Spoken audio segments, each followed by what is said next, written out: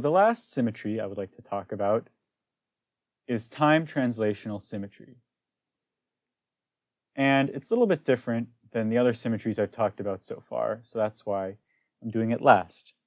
So intuitively, for a system, if we say that a system has a time translational symmetry, we mean that if you were to conduct some experiment today, it would have the same outcome as if you were to conduct the experiment tomorrow.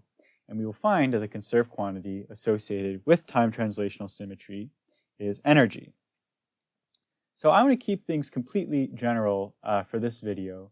So I'm going to be writing my Lagrangian as just a function L of q sub I of q sub I and q sub I dot, where I is an integer that goes from 1 to n, and q sub I is all of our configuration variables for our system. So a time translation would send any path q sub I of t to q sub I prime of t, which equals q sub I of t plus epsilon. And for this video, like the other videos, we just have to consider infinitesimal time translations. So epsilon should be an infinitesimal tiny number. And we will only care about quantities which are to the first order in this epsilon. Therefore, Taylor expanding this expression, we get that it's equal to q sub I of t plus epsilon times q sub I dot of t, where the dot is the time derivative. Therefore, just differentiating this expression right here, we find that, so if epsilon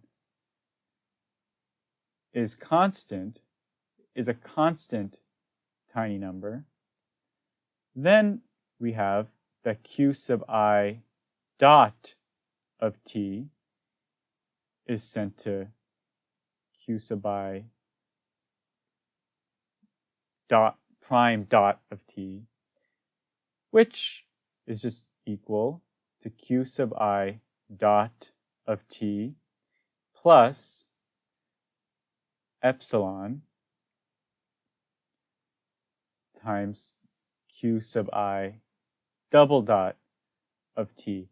And this expression right here just comes from differentiating this expression right here. And crucially, we use the fact that epsilon is constant, which in a moment it won't be, because we're going to use our trick where we make epsilon a varying function of time. And if you're not familiar with this trick, I've talked about this trick extensively throughout all of the previous videos. So under a tiny time translation, Lagrangian L is sent to L prime, which is just equal to the Lagrangian evaluated at q sub I plus epsilon times q sub I dot and q sub I dot plus epsilon times q sub I double dot.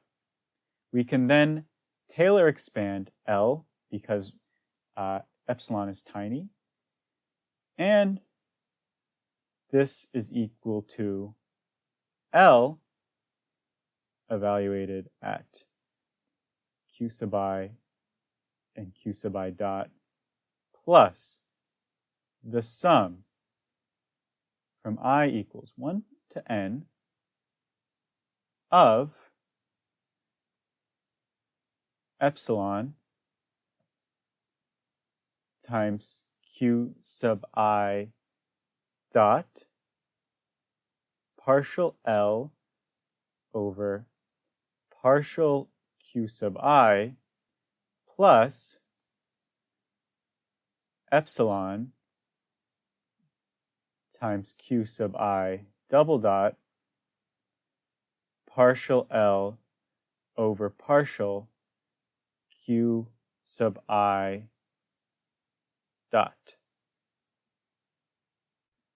Okay, so what did I just write? So all this is a first order Taylor expansion in multiple variables. So for example, if you just have some function f of x plus delta x and y plus delta y, where delta x and delta y are very small, then the first order Taylor expansion here is just going to be f of x comma y plus delta x partial f over partial x plus delta y partial f over partial y. And this is really, you can think of it as just two separate first order Taylor expansions, one in the first variable x and one in the second variable y.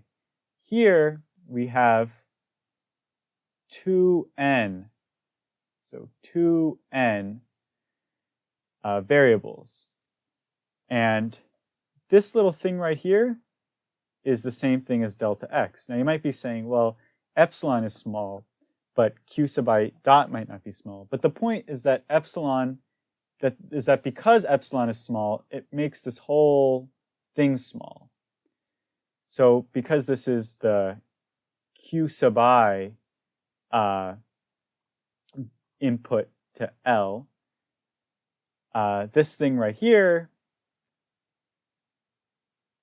just has this tiny number out front times partial L over partial q sub I, and it's the same exact thing right here. So now that we've understood what I've just wrote, I can finally write that this whole thing is just equal to L plus epsilon times L dot. So this whole thing right here is really just epsilon times L dot. And should go without saying that this thing right here is just L. So once again, you might be saying, well, wait a second, how do you know that?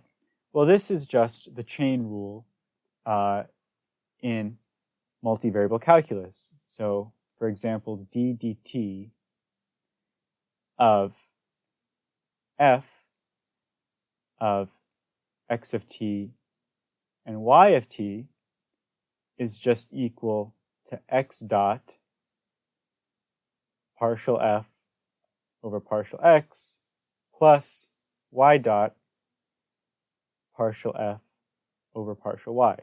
So the chain rule, so this is just the chain rule in multivariable calculus, and that's literally all that this is. The important thing to remember is that even though we usually don't write it, L is really a function of t. So q sub I and q sub I dot both depend on t, just like here f does. So when we differentiate L with respect to t, which is just L dot right here, we have to differentiate q sub I right here, and we also have to differentiate q sub I dot. So that's why we have a q sub I dot here and a q sub I double dot here. It's just the same thing as x dot and y dot. So the reason I went through all this, and the thing that I wanted to point out, is that L actually does change under a tiny time translation. And the term that it changes by is a total time derivative, L dot. The reason why I spent so long talking about total derivatives in my last video is because time translation is a transformation that changes the Lagrangian by a total time derivative. And as I argued in the last video, even though L isn't invariant under a time translation, the fact that it changes by a total derivative still means that it is a quote-unquote symmetry anyway, because if the Lagrangian changes by a total time derivative under the transformation, then it will take a solution to the equations of motion to another solution to the equations of motion. All right, now that we have said all that, we are now ready to perform the trick, the one which we have been talking about extensively throughout all of these videos. So our trick, which we use to extract the associated conserved quantity from a symmetry, involves making our constant tiny number, epsilon, into a time-dependent tiny number, epsilon of t. So now, q sub I of t is sent to q sub I prime of t, which is equal to q sub I of t plus epsilon of t. And this is sort of a pretty weird and heady transformation. So what is it kind of like? It's like if q sub I is, maybe a ball traveling along a path, then q sub I plus epsilon would be like the ball traveling along the path and like backtracking a bit and like wiggling its way forward. Like epsilon of t is tiny and time dependent, so it's sort of like taking minuscule steps forward and steps back in time. Anyway, we don't really have to picture it. All we have to be able to do is do the math. And there's nothing stopping us here from doing a first order Taylor approximation. So this is to the first order, this is equal to q sub I of t plus epsilon of t times q sub I dot of t. Now, what is q sub I dot sent to under this transformation? Well, it's sent to q sub I prime dot. And in order to figure out what this is, we have to differentiate this above equation. And the thing is that now, unlike before, epsilon is time dependent. So we're going to get an extra term that wasn't there before because epsilon is time dependent. So this is about equal to q sub I dot of t plus, just as before, epsilon of t times q sub I double dot of t plus, and this is the new term right here, epsilon dot of t times q sub I dot of t. So see, we have two time-dependent things multiplying each other here. We have to do the product rule, which means we just differentiate this first, and then the second time we differentiate that, which is what we've done right here. Okay, now let's clear this, and let's bring this up here. All right, now L, the Lagrangian, is sent to L prime, which is equal to L of q sub I plus epsilon times q sub I dot and q sub I dot plus epsilon times q sub I double dot plus epsilon dot times q sub I dot. And then performing a first order Taylor approximation, this is equal to L plus the sum from I equals 1 to n of epsilon times q sub I dot partial L over partial Q sub I plus, and this is in parentheses here, epsilon times Q sub I double dot plus epsilon dot Q sub I dot times partial L over partial Q sub I dot. And this is basically the same thing that we wrote a few minutes ago. The only difference is this term right here, which comes from this term right here, which comes from this term right here. Because this is almost the exact same thing we wrote before, we can just write that this is equal to L plus epsilon times L dot plus the sum from I equals 1 to n of epsilon dot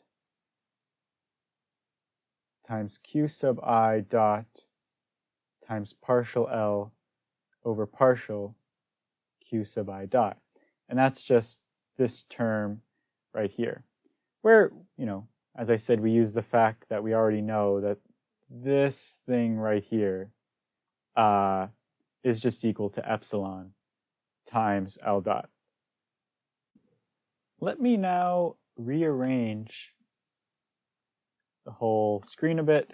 Let's bring this up here, and let's delete this, and let's delete that, and that little thing right there, and this thing right here, and then bring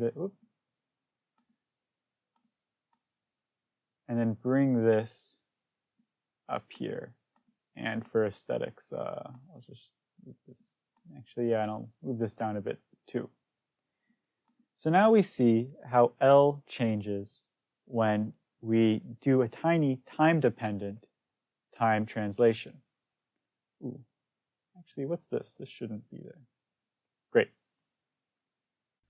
All right, we are now ready to execute the next part of our trick, where we note that delta S, the change in the action, equals 0 on any solution to the equations of motion when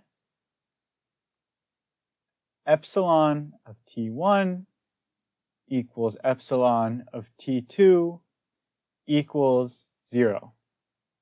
So we write 0 equals delta S, which is equal to the integral from T1 to T2 of L prime minus L dt.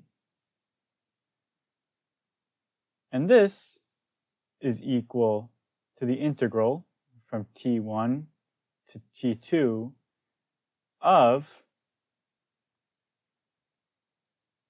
epsilon times L dot plus the sum from I equals 1 to n of epsilon dot Q sub I dot partial L over partial Q sub I dot all times dt. Now the next thing we're going to do is we're going to integrate this term right here by parts. So we're going to take a time derivative from epsilon and then transfer it over to this whole thing right here. And I'm not going to go through all the steps of integrating it by part. I'm just integrating it by parts. I'm just going to write the answer. So this is equal to the integral from t1 to t2 of epsilon times, and then in parentheses, L dot minus, and this minus comes from the integration by parts, the sum from I equals 1 to n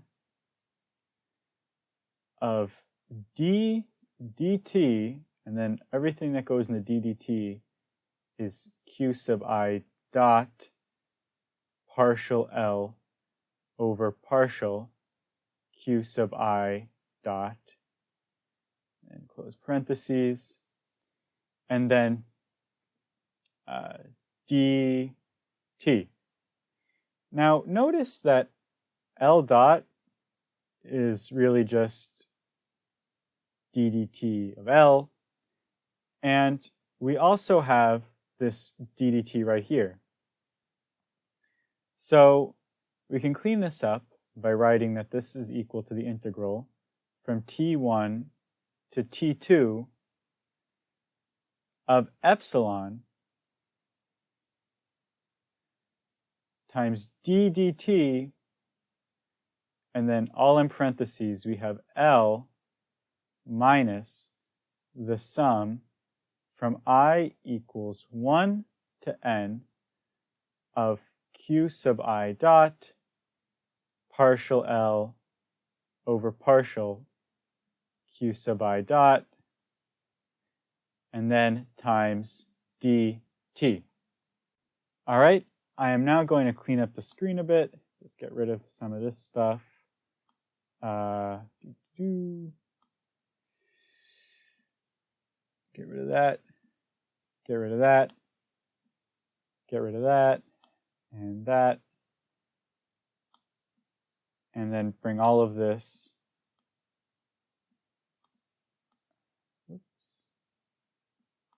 up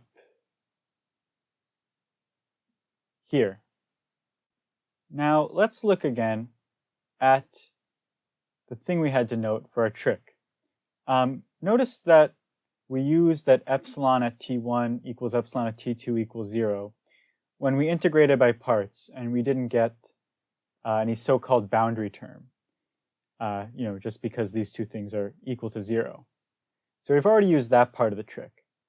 But then we have to remember that this thing is 0 on any solution to the equations of motion for any possible epsilon. Remember that epsilon is time dependent and we can make it whatever we want as long as it's 0 at t1 and t2. And that means that this whole thing right here has to always be 0 for any time. So this whole thing in parentheses right here, let's call it negative e. And it's negative just, well, it's the same for whether it was positive or negative, but for conventional purposes, we should call it negative, as you see why in a second. And you can see that we have derived that d dt of e equals 0, where e equals the sum from I equals 1 to n of q sub I dot partial L over partial q sub I dot minus L. And what we have really shown is that energy is conserved, and I called it E because E is for energy. And this is another way to write what we would usually call energy. Now you might be saying, well, wait a second. I've never seen this expression in my entire life, and I don't believe you when you say that this is energy. So now I have to convince you that this really is energy. So for simplicity, let's just consider the Lagrangian for a particle moving in one dimension in some sort of external potential.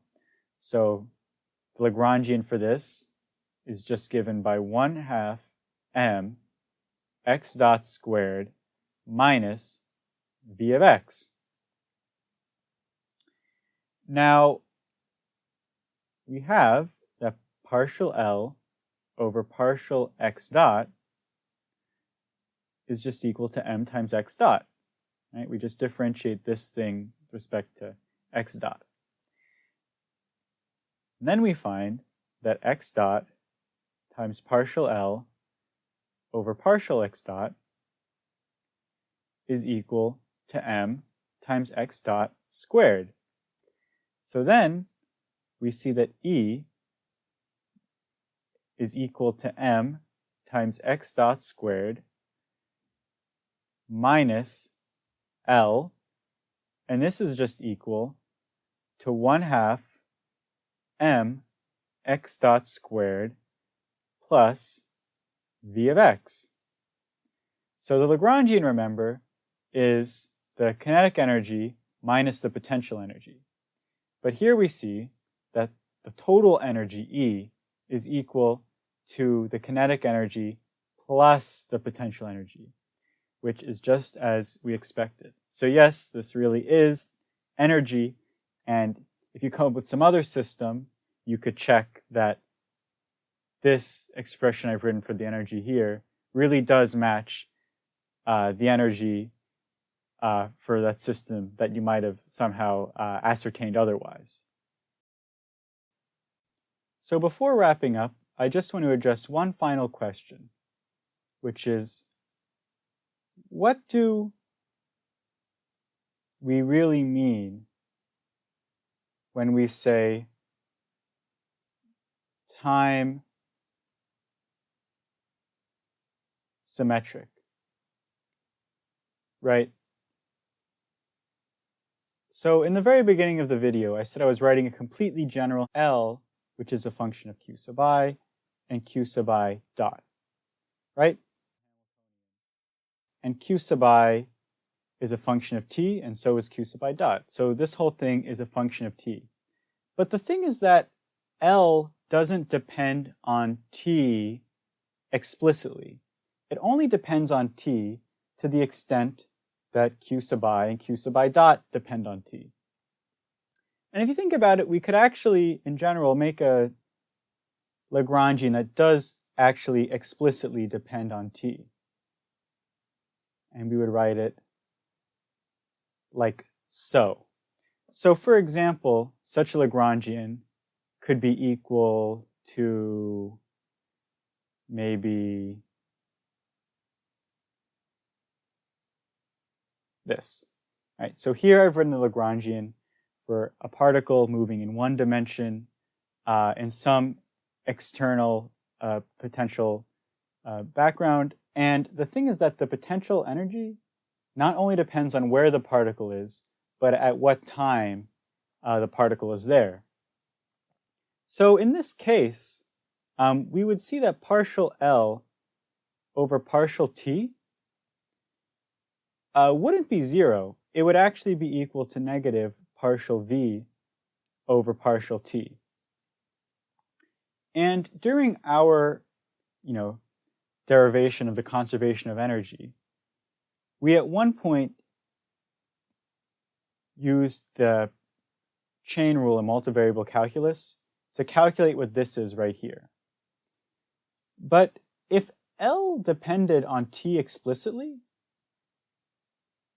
then we would not only have what we wrote before, but we would also have a new term, partial L over partial t. So in general, if L does depend on time explicitly, like so, then we actually won't have that energy is conserved, right? We actually will have the energy won't be conserved. And the extent to which it won't be conserved will be given exactly by partial L over partial t. So that's really what we mean when we say that a Lagrangian is time symmetric. We mean that it doesn't depend on t explicitly. And if L, Lagrangian, does depend on t explicitly, then energy won't be conserved. All right, so with that, I have concluded my series of videos on Noether's theorem.